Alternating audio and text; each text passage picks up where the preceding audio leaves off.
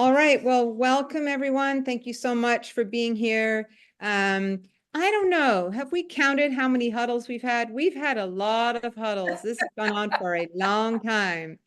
We're talking years and years of huddles, but we are survivors and you all are amazing, amazing advocates for redistricting reform, fair maps, fair districts, fair elections, and for strengthening democracy. And we are very pleased to be here talking to you tonight, even under these really difficult circumstances. No sugarcoating it. We are sad and we are disappointed, but we are happy to be together and to have time to spend with you. So we're just going to go through a little bit. Tonight is really 100% about thanking you and thanking you for all your efforts and thanking the leaders and the troops and everybody, and just giving you a little information about what we've done together, you know, and what's coming up, and just this moment that we have for reflection. We asked people to nominate volunteers just to be recognized. There were so many, we really just picked 5 or 6 randomly. So I think one thing we're all going to say tonight is we were so afraid to start thanking particular people because we know 100% for sure that we cannot possibly thank everybody and remember everybody. So if you're here, if you participated in any way, we say thank you. We appreciate what you did. You may not see your name on a screen, but we are so grateful to you, and we recognize what you did, absolutely, for sure. But before we get started, I really wanted to, well, first of all, I see some folks raising their hands. If you want to put questions in the Q&A box, that would be really great. We're not going to have, you know, people, you know, raise hands necessarily, and you are welcome to put things in the chat as well. And I am going to, the people who are going to be speaking about some of the volunteers who are nominated, I'm going to promote you to panelists. So that's coming in a minute. But meanwhile, we wanted to ask Dan Vicuña, who's the Director of Redistricting and Representation at Common Cause, the national organization, to just join us for a minute and just talk to us about the whole redistricting scene and what we just went through here in Ohio. So Dan, I'm going to turn it over to you. I'm going to see if I can spotlight you.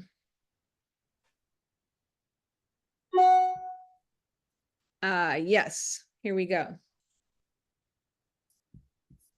Dan, you are muted. Okay, is that good? Am I up? Yeah. Okay. All right. My internet's spotty, so I called on the phone, so I may freeze with a goofy face, but okay, I'm back. I just want to, thank Catherine and Mia for letting me join the call. The reason I asked is to be part of it. I just sort of want to be in community with everybody in a really disappointing, tough moment. For those of you who don't kind of know who I am, I was, working for Common Cause National and running our redistricting efforts nationally. I was part of the drafting team of some national redistricting and Ohio constitutional experts who came together to really turn your vision of a fair, nonpartisan, and transparent redistricting process into Issue 1's constitutional language, with incredible feedback from you all along the way. I really just wanted to be part of this meeting because it's just important to me to be able to say thank you. You all stared down really some of the most cynical tactics I've ever seen in my decade of redistricting reform advocacy and, quite frankly, 24 years of working in politics. From the bad ballot language to a rubber stamping from a partisan judiciary, it was incredibly disappointing and frustrating. But despite those setbacks, your work on the campaign was incredibly inspiring. It demonstrated just the most profound commitment to making your community and your country a better place and really leaving the world a little more just for the next generation. In thinking about this effort, I kind of want to tell you all a quick story about something that I was a part of this past July in Chicago. Earlier in the year, I submitted an application on behalf of Common Cause's redistricting advocacy to something called the World Justice Challenge, kind of loosely related with the American Bar Association. It's a global competition. It recognizes democracy advocacy around the globe. Our Fair Maps 2030 campaign was one of 5 finalists that had the opportunity to make a pitch in person in the U.S. Building Trust category, which is the only domestic one that they run. My pitch featured our public education work, our extensive litigation efforts, and of course our grassroots organizing and legislation work. For the organizing and legislation, I used this Ohio campaign as just a prime example of our work, again, from sort of the drafting by experts, with input from folks on the ground in the states, to the amazing signature gathering efforts you did in public education in the campaign phase. And I was pleasantly surprised, really humbled and honored that Common Cause took home the prize. We won. And I had to write an acceptance speech really on the spot. And the first thing that came to mind was, really how ultimately useless my wonkery, my policy knowledge is without volunteers, without folks on the ground willing to wear out their voices, wear out their shoe leather, to make a case, to make an argument to friends and neighbors about the policy outcomes that we want to see. And when I kind of looked around that room, folks from really all over the globe doing work in under some of the most terrifying circumstances you can imagine for democracy advocates to be in. What I saw was really the most vigorous head nodding I had ever seen when I really talked about, kind of how essential volunteers are and people willing to make a case. They really got it. And they know, I think you have contemporaries all over the world who are trying to make also their world better and their countries better. They know your tireless work is just really essential to shaping the world we hope to see. So I'm really sorry that we fell short this time, but I am so grateful to have collaborated with you all. I'm so thankful for your commitment to making our democracy live up to our highest ideals. You are the ultimate patriots, right? I think for those of us who have been around, maybe remember like sort of the post 9/11 period where there were these ridiculous arguments about patriotism being about sort of a flag pin or the largest flag outside of your house, or sort of declarations of America's greatness. But I think we all know that democracy, true patriotism, is a commitment to making your country better. And all of you really demonstrate it in the most inspiring form. So that's all I really wanted to do, just join you, like I said, to be in community. Thank you for your work. I think we'll all figure out the next stages together, but for now, it's just a moment to sort of take a breath and be grateful for each other. So thank you for the opportunity for letting me join. Thank you so much, Dan. We really appreciate that. We are the ultimate patriots. I think there's a song there. We might have to write a special song. And thank you for all your work on the policy itself, on the amendment itself, and everything that we all did together.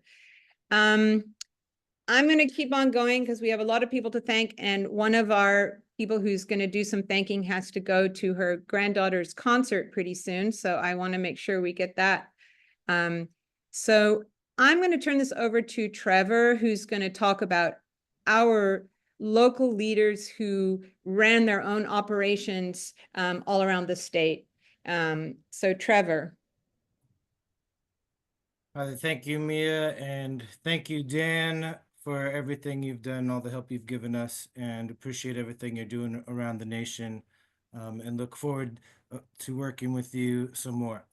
And again, and we want to thank so many people. There are literally thousands of volunteers who are part of this Fair Districts Coalition, and we love each and every one of you. And we didn't want to leave anybody out, but as Mia said, but we wanted to give a special thank you to our leaders. And these are folks who, went that extra mile, who was out there, who received, hundreds, maybe thousands of emails from Mia, distributed hundreds, maybe thousands of pounds of materials, folks who were organizing other volunteers, many who had their own operations, as Mia said, going, some very grand in scale. Folks with their own email lists, their own newsletters, their own materials that they were creating and distributing and printing, and their own sign up geniuses, regular events and meetings, and so much work being done throughout the state, all over the state. And a special shout out and in memoriam to Allison Ricker, um, who passed away during this time up in Lorraine, also known as the voter registration lady. She will be deeply missed. Bruce Workman passed away in Hancock County, um, Findlay, Ohio, my hometown. Um, and he will truly be missed. On the spreadsheets that we were working from, Hancock had its own little tab, and I always liked that tab because it said Bruce Lee, Bruce Workman and Lee Wenstadt. So, you know, great work, everybody. I truly appreciate the work each and every one of our leaders has done. And, we hope that you continue with us and continue the great work that we do. And I'm looking forward to being in the trenches with you. I love you. 100%. We all want to be in the trenches with you. That's our favorite place. We love to be there together with you. And thank you so much, Trevor, and the connections that you made all across the state with all of these folks. And again, this is just the tip of the iceberg. But these are people that we just couldn't not thank. And we have stats, like y'all probably have stats too. The number of signatures we collected, the trainings we did. Oh, sorry, that should say 2,000 trained signature collectors. There's a little typo there. The speakers who were trained, the speaking engagements, the participants, the yard signs, the T-shirts, all of these things, really, really impressive. So we asked for nominations, and we've done this in the past, and so many people responded. We literally randomly chose a few people to just come on and say a few words about the folks that they had nominated. And so I wanted to ask Rochelle Twining if you would come off mute and say a few words about Libby and others.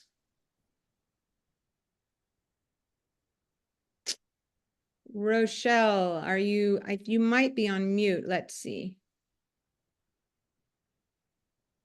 Yes, you are on mute. I'm going to ask you to unmute.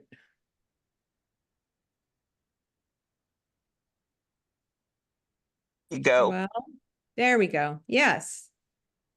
Thank you all so much for everything you did, but I especially wanted to thank our district coordinator, Libby Hostetler. We are probably one of the reddest areas of Ohio, and it's rural area, so it involved a lot of driving. Libby was extremely organized, and she kept us in touch with everything that was happening, and she followed up on people. We had some people that didn't follow through, so Libby very nicely nagged them for us. And Libby has always been an activist in our community for causes of justice. And this was particularly challenging to me because days when we were tired or your arthritis was flaring up, we wanted to do something else besides pass petitions. But we had to recognize that our friend leader Libby was battling breast cancer during this entire process. So she set aside her own health needs and fought for justice and fairness in Ohio. And I can't tell you how much I love Libby and how inspired I was by her. Thank you so much. And we are all 100% with you, 100% with you in our love and appreciation for Libby and for all the folks who put their own needs aside and gave their all to this effort. And you're going to make me cry. So I'm going to go to the next person. Thank you, Rochelle. I really appreciate that. Thank you so much. Thanks for doing this. Bye-bye. You're very welcome. Charlene, I think you had some words to say about Debbie Delkey, and that should not have an H in it. So I will remove it afterwards. Yes, Debbie is amazing. Oh, and then Rochelle, do leave. you mind muting? Oh, I can get you. There we go. Sorry, go ahead, Charlene. Sure, yes. I just wanted to say, there's nothing, Debbie's just an amazing person. actually you can even see in the sign that she's holding there. If we didn't have a sign, she made her own. So she took the original signs when we were doing the petitions, and she put vote yes for issue 1 on it. And so she was always thinking outside the box. She was an amazing presenter. She always kept us focused. I know she was towards the end, she was getting discouraged because we had a hard time motivating some of our volunteers to get out there and volunteer to be poll standers and pass out materials. But she was always out there talking to the voters. I don't know how she did it, but I could always, I would drive by and there she'd be talking to someone. She's just an outstanding activist and inspiring. Thank you so much.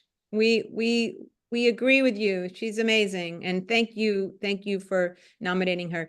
Jean Henderson, you were going to talk about Tony D'Ambrosio. Yes, in the beginning, Tony and I, it was Tony and I that started this, and we had a lot of conversations about how we were going to set things up down here in Cincinnati, and who would be responsible for or for what. And of course, that team had to grow because there was so much to do. In those early conversations, I found out quickly that Tony and I have very different skill sets, but they complemented each other, and very different strengths. And we ended up being really good partners because we were different. He was always really steady when things went sideways. And in this campaign, how things went sideways. I'd be the one on the phone call ranting and swearing, and he'd be just chuckling and listening, but always coming back with good ideas. He wrote great biweekly newsletters. So everyone was informed always about what we were doing. And he was wonderful and organized when it came to sharing our materials and getting them to the hubs, shirts, signs, everything, and in the end, getting those signs to other parts of the city, getting them back, getting them to other parts of the state. And this is especially hard when you're in a sandwich generation like he is. He's got a kid in high school. Actually, he's on his way to a college visit with one of his kids. He's got a kid in college, and then he's also caring for aging parents, and how he put this all together. I appreciate and honor that so much. And I'll leave you with this sweet little story. We were talking about a week ago, and this is a news story for me. Here in Cincinnati, we do rides to the polls. And I was talking about this very difficult situation for this one rider. And he shared this sweet little story. He went to pick up an elderly man to take him to the polls. And when he got there, the guy was not ready at all. So he says, "Can you come back in an hour?" And, you're really, on a schedule here. So he said, yeah. So he went and did some election protection work, went back and picked up this guy who was dressed to the nines. He was an elderly man, and to go vote. He took him to vote. And when he was done, the man said, "Now, can you take me to get something to eat and to go grocery shopping?" And Wow. Tony did take him, made sure that he had something to eat. So that's my story about Tony, and I'm honored that I got to work with him on this journey. Thank you so much. And I'll give you guys a little secret. All the folks who nominated people, you can be sure that they were also amazing leaders. And so I count Jean and all the other folks in that as well. And we appreciate them nominating and jumping on here to talk. So Carol, you were going to say something about Kim. And I love yes. that you're in as well. Right. This was, of course, the day we were down at the rally, so we were really excited to be there. Kim is the woman on the left. Kim was our fearless leader. We had 3 of us who stepped up at the beginning.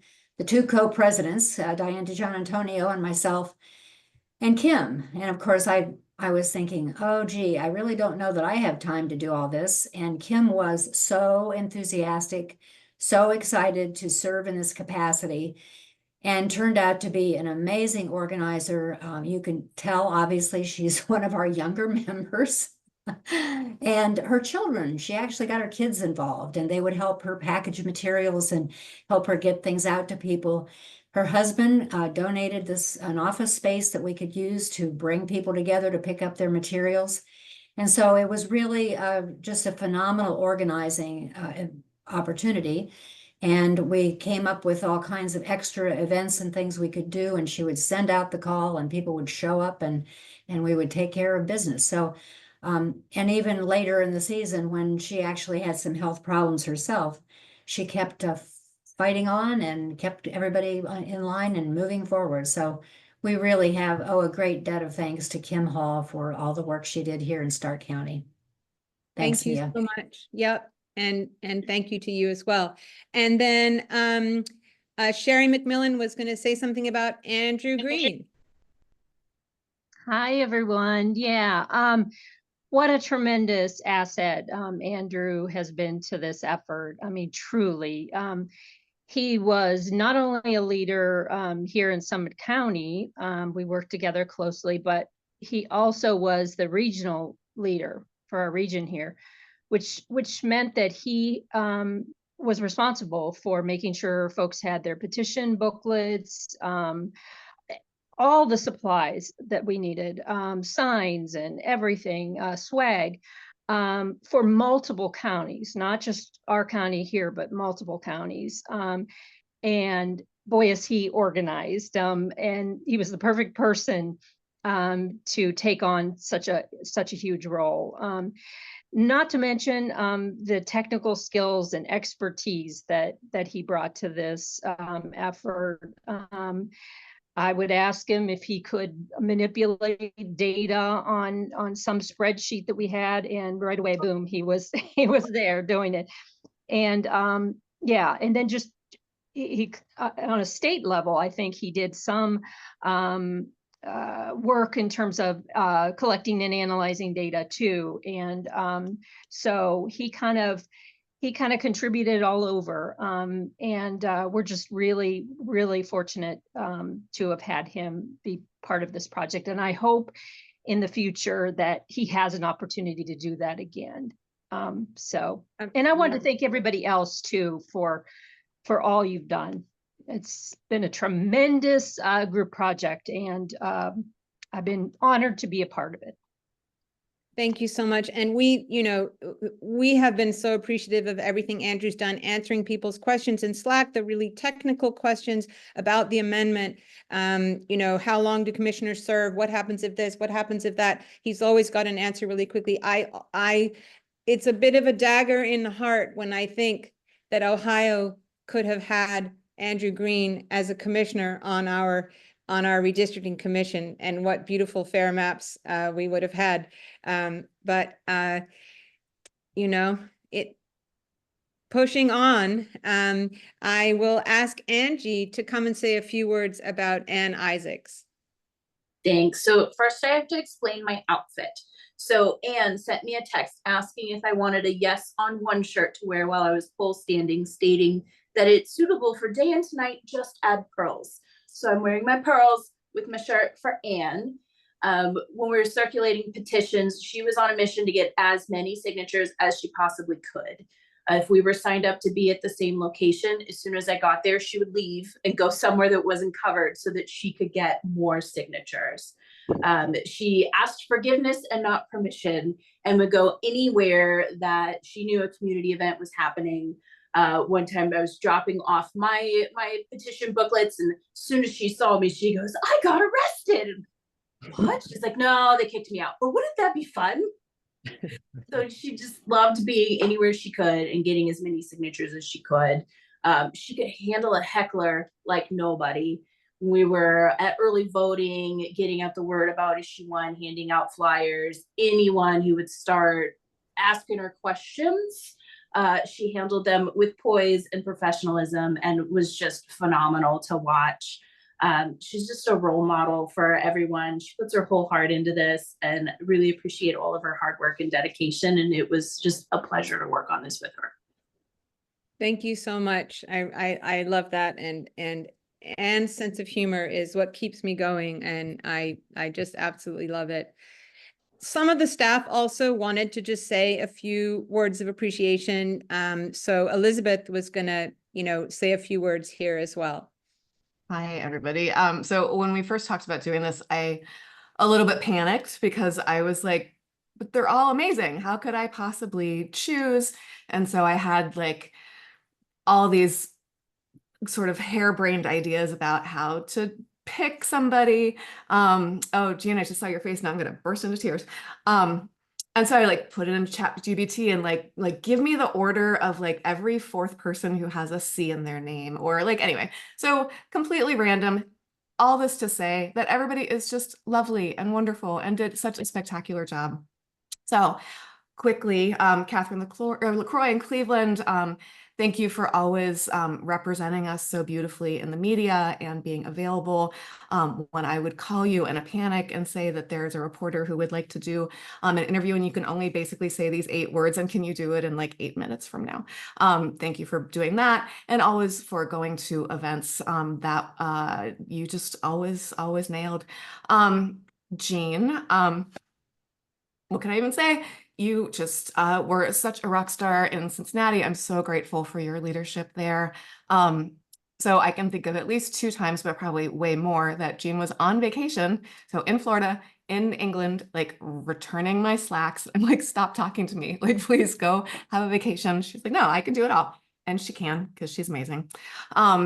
Nancy, in Toledo, just like one of the hardest working people ever, and just like does whatever has to get done, and she does it with grace and just fearlessly. And then Debbie in Athens, who I think was the only speaker in the entire county, and she did a ton, so much. And she also was my and our on-call editor, for which I am endlessly grateful as well.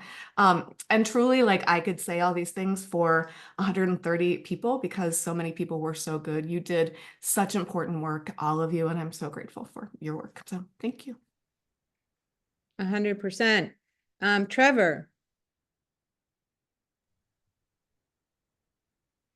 Yes, I mean, as Elizabeth said, there's just so many great stories and great things that you folks have done.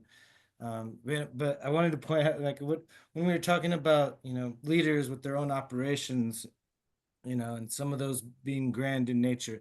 Let me tell you, Cuyahoga, man, we're killing it, and from beginning to end with like, petitions, signature gathering, and the operation they had up there was truly amazing. It was like on autopilot. Like, I, I wouldn't check in on them. Like, Michael and Richard would check in on me, to see how things were going with the campaign. It was amazing. So many events that they covered, so many material. Like, here's a picture of Richard Margolius here. Drove down here to Columbus to pick up yard signs for the entire northeast region of Ohio. I mean, he took, Youngstown, Akron, Medina, Cleveland, Lorain, Geauga, everyone up there in the northeast. Richard came down and loaded that truck up with thousands of yard signs. And they ran out during the campaign and they fundraised and got like 5,000 more. The operation that they had up there with the canvassing, they were cutting their own turf, for not only Cuyahoga but surrounding counties.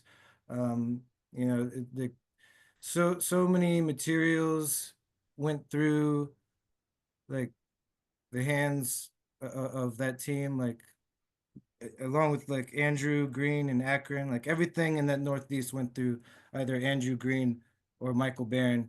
And let me tell you, it was quite something to see. If we could all be as organized and disciplined as the team up there in Cuyahoga, man, um, we would man, we would be working on all cylinders, man. They did a fantastic job. So just a big shout out to everybody up there in Cuyahoga and Northeast Ohio.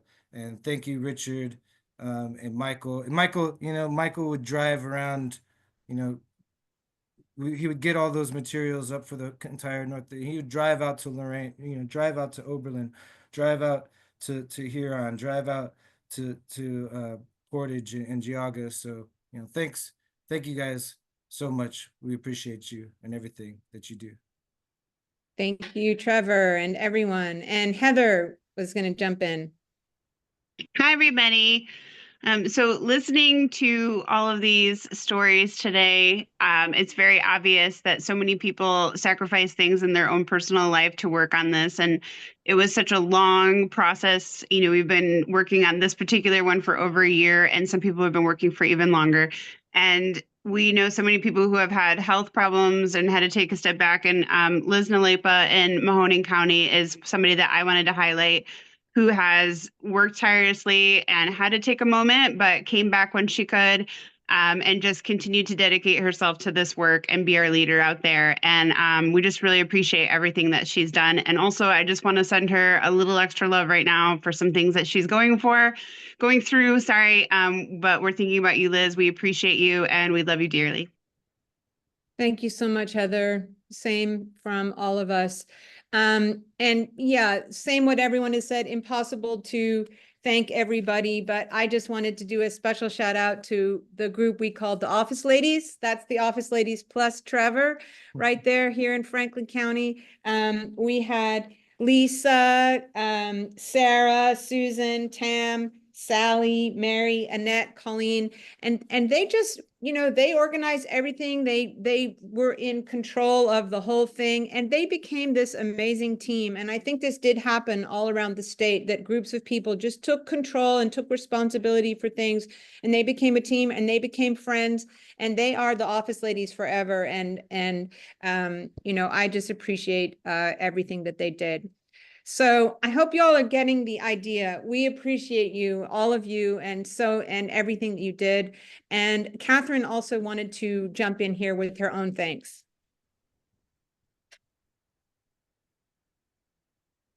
So I especially wanted to say thank you to the ballot committee.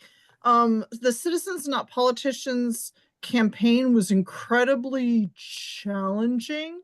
And when we think about, the kinds of changes, the changes to all of a sudden, okay, citizenship is not defined the way that it was defined by the feds. Instead, it's going to actually be folks that it doesn't include people who have green cards, and just, these folks were legally responsible for the campaign.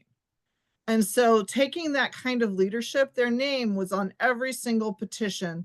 They were willing to share their address. And I very much, I just wanted to say a really big thank you to all of you.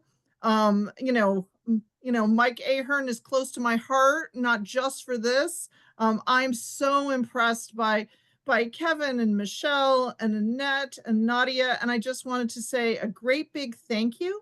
And then what I'm going to do is hand it off to my friend Jen Miller to say a few words. We actually missed one person, which is Kara Dillon, is another fair districtor. She was the official treasurer.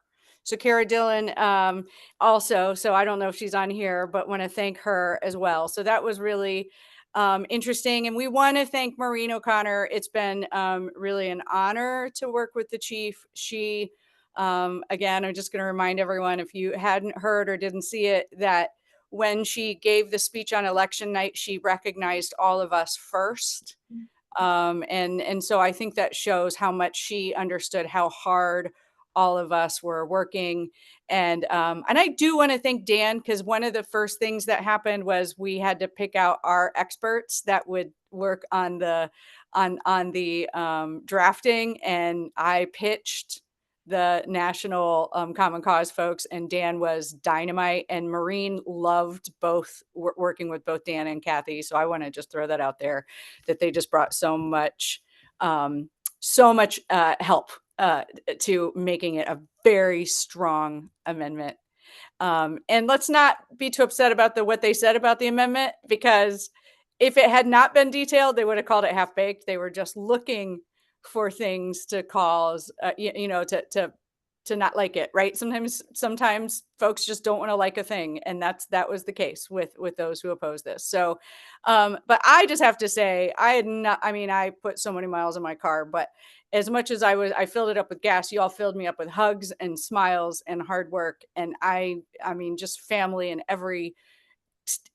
I feel like you're all family, and I've got family in all 88 counties now, and we are fueled to do this well. And I'm just loving all of these pictures. And it is true that I went to several early vote centers and always saw our people. We had more people at Cuyahoga County than any of the candidates did. And so just want to thank you all for everything. Awesome. Thank you so much, Jen. And I'm going to pass it back to Catherine. So we're pretty much wrapping up, but we did want to just give you a little look ahead as to what's happening with mapping in Ohio right now. So Catherine. So it's hard to imagine that in 2025, there will actually be map making.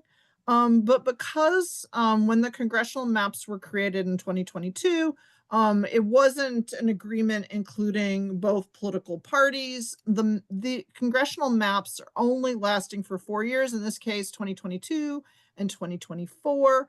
And so the Ohio Redistricting Commission will need to reconvene next year. Now, how can I put this? The Ohio Redistricting Commission typically sets their own agenda and their own schedule. We should expect that they come together, beginning in the spring. But I think it's hard to assume that they'll actually go to a schedule that we would want them to. They may very well wait until the last minute. So we will let you know when they're likely to do this again. But I think, one of the things that is important is there was a lot of pressure from the folks that were no. What they ended up doing is saying, end gerrymandering, vote no. Stop gerrymandering, vote no. So they're clearly the public is really opposed to gerrymandering. And it's also clear that there is a ban on gerrymandering in the Ohio Constitution. We put that there. Elected officials did not live up to their obligations, but we should call on them to do better this time. And so the likelihood of spring, I think we shouldn't expect it. I think it's hard to hold these folks accountable at this point. But I do think we're in a different position because of all the education that we have all been doing to get ready for the map making. And it's my hope that we can do a little holding their feet to the fire during that congressional map making process. And I didn't add it in, I was going to, but actually when you look at the yes and no rates for the redistricting reform measure that did not pass in 2005 and 2012, even though we had that ridiculous ballot language that was just a lie, we were so much closer this time. So we actually made progress, compared to 2005 and 2012. So we know that people want to know what's next. And I will tell you that at a certain point here, we had almost 200 people on this call, 200 people on a call the week after a really bad defeat like that. Guess what that means? That means there is still passion for redistricting reform in Ohio. And we've all had so many emails from people saying, what's next? What are we going to do next? Well, what we're going to do next is take a pause, take a rest, think and reflect. We are not going to have a huddle next month, but we are going to have an in-person gathering in December, and we will let everybody know about that. A volunteer thank you for Fair Districts. We will let you know that. And we were also going to send out a kind of a form to fill out, a survey, just to get your ideas, to have a repository of people's ideas and the things that they're thinking about and hoping to do. And we are, working with our allies and our coalition partners to think about what's next. But what's incredibly clear, and I'm going to stop sharing for a second so that we can see all of us panelists. What is incredibly clear is that all of us on here care deeply about our democracy, about fairness, about justice, about fair elections, fair maps, fair districts. And that is not going to go away. And it is also clear that, as Catherine said, Ohioans care about that in general. The only way they could defeat us was by pretending that no meant yes, and that up was down. So we've come a long way, and we are not going to quit, and that is for sure. They lied. Indeed, they did. So we all just want to send out our love and gratitude and appreciation to you enormously and sincerely. You are amazing. We are going to have a call with our leaders just to say what worked best, what ideas from this place would we use next time in that place, and just make sure we gather all that information. And then anybody else have any last words you want to say? Well, I think Tom Galloway has a really fair point, which is what's new in terms of lying. But actually, their tactics have never been so defined, like absolutely evil. And I just want to remind you all that you helped us navigate, and we navigated like champs. First, going through the AG 4 times. That was our folks who got the entire coalition through the AG 4 times, right? And then we had to navigate not, this HB1 ridiculousness, but even before that, one person, one vote. Look at what they did when they were trying to change the way ballot initiatives were passed and put on the ballot. They said it was about redistricting, and we didn't even have any language developed yet when they started working on that effort, which shows what a threat they thought it was. And we really won on that. And you all showed up for that, right? And then they did that HB1 thing where we had to redo our fundraising because those of us that have members that are green card holders, or, all of a sudden we had to segregate all of our funds and do all that. And you all helped us tackle that, right? So we tackled actually ways that they were using the levers of the state and more evil than we've ever seen. And we got to that ballot board language, and it was just one step too far for us. But please understand that we ran a brilliant campaign. You ran a brilliant campaign, and we're not going anywhere. We will end this. It's just, we can't. I know that we want to just I want to get clipboards out too and just get right back on the ballot. But let's take the time to rest. Let's take the time to learn and regroup, and know that it's going to take us a little bit of time, but we get smarter. They got smarter, but we got smarter too. And eventually it's not going to work. And so I'm sorry that we didn't win it this time. I am sorry that this campaign is taking longer than it absolutely should. I am sorry that we saw the face of evil, but you all are the true Ohioans. You are the citizens of citizens, not politicians. And you were phenomenal, every single one of you. So make sure your loved ones that helped you, even if they did just a little bit, make sure they know that they are phenomenal too. Awesome. 100%. Absolutely. Anybody else? Any last words? I think we've all really put it out there. You're the best. we love you. And actually seeing Caleb, things that we will never get to the bottom of thanking everybody, but the amazing Facebook group, Ohioans Speak Up, and that was Caleb was one of the moderators of that, and we appreciated that group tremendously. And really all of the initiative that people took on their own all across the state, it was just phenomenal. And we can build on that. We can definitely build on that. Catherine. I just wanted to say one of the things we know when we started this is that we weren't going to be able to say thank you to everyone.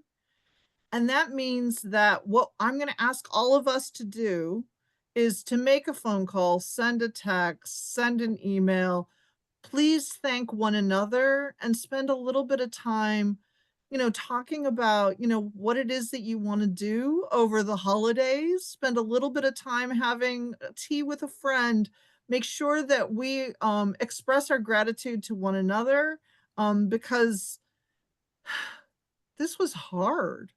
This was incredibly, incredibly hard.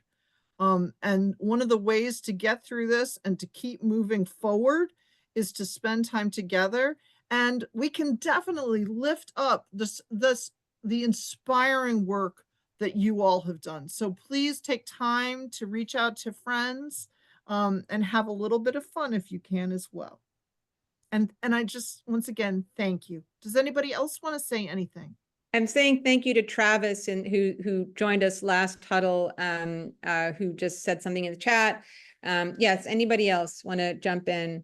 And I love Travis's ad. Yeah, The one thing Travis I had an was ad. proud of with this campaign is I actually really liked our ads.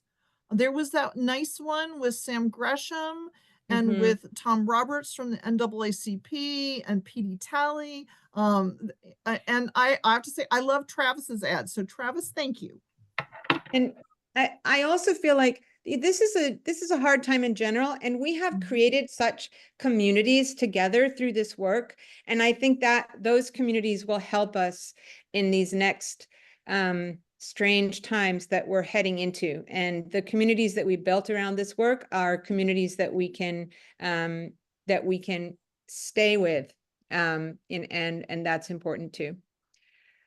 All right, guys, thank you. We're going to send a follow-up tomorrow. We appreciate you. We will see you soon. You're going to hear from us soon. And if anyone's at the State House, come see me tomorrow. We are announcing formally the monument to honor women suffragists. So we're there all day. Awesome. See you at the State House. Thank you, everybody. Bye. Be well.